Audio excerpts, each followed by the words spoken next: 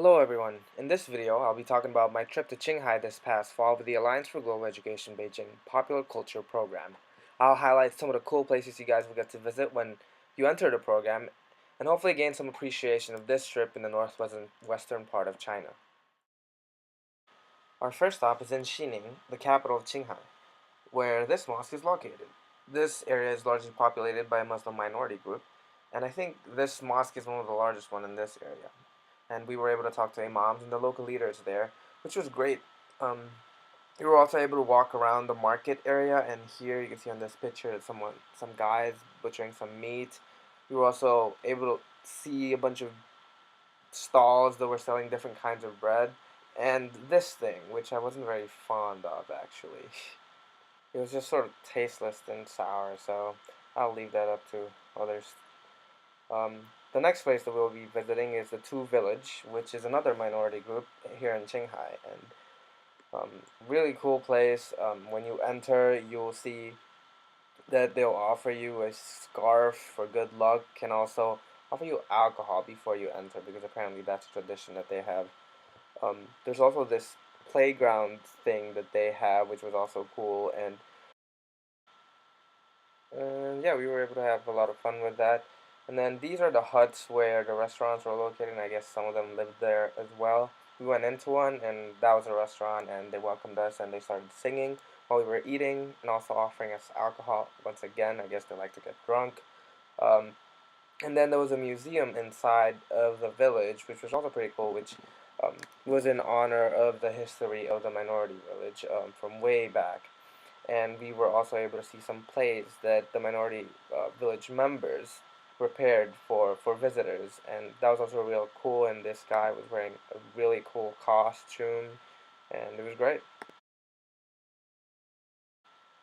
The next day we visited a temple called Tarsa, and you see here in the picture these are actually burials where some of the great monks have been buried. And we went into the temples. There were so many temples inside. Here's one of them with a gold roof in the background. Apparently it's pure gold.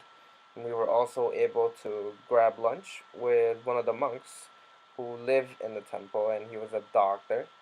And we tried our first yak butter tea, which I have mixed feelings about. It looks like this. If if you buy it in the market, and it's so plentiful in that area. Not the biggest fan of it, but apparently it cures a lot of ailments. But it was great. We were able to chat with them and take pictures with them. It was great. So after Tar, so we went to Tongren, which is a remote city. It's outside of Xining, and we had like a 2-hour bus ride for this. And then we visited this temple. It had two huge tupas, which is where the monks are buried, but they're huge in comparison to the others. And after that, we grabbed lunch at the house of the mayor of the city, who is also a great Tonga painter. Tonga are these paintings. They're really intricate and elegant. I think they're really cool. They're really hard to draw, and I think it takes some skill to do that. Tongren is a popular city for that, and Xining also has a museum that has the longest Tonka painting in the world.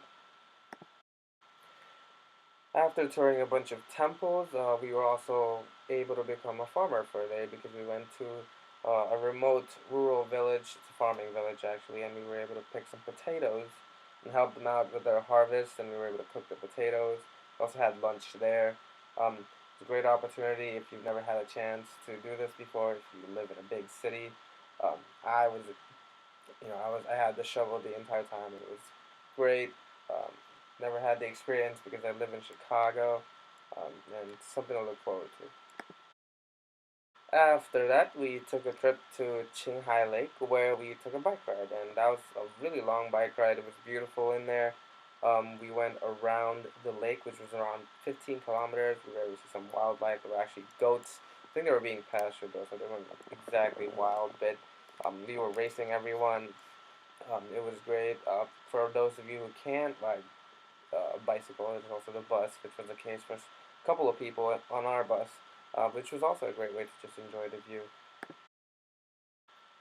We spent our last day in Qinghai visiting a middle school, where we were actually able to talk to some of the kids that were there. We were able to talk in front of class and speak to them in English, which was really cool because some of them have never seen a foreigner before, although I didn't really look like a foreigner there. We were able to participate in their gym activities. And also, one thing that's very surprising is that if you go to a middle school in a rural China, they'll think of you as celebrities. We were autographing a bunch of them. For some reason, they were so amazed by our autographs and just us visiting them. They're very appreciative, and and that was great. And that concludes our trip to Qinghai, China. And hopefully you guys enjoyed the video.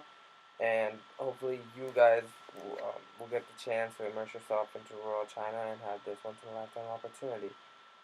Thank you.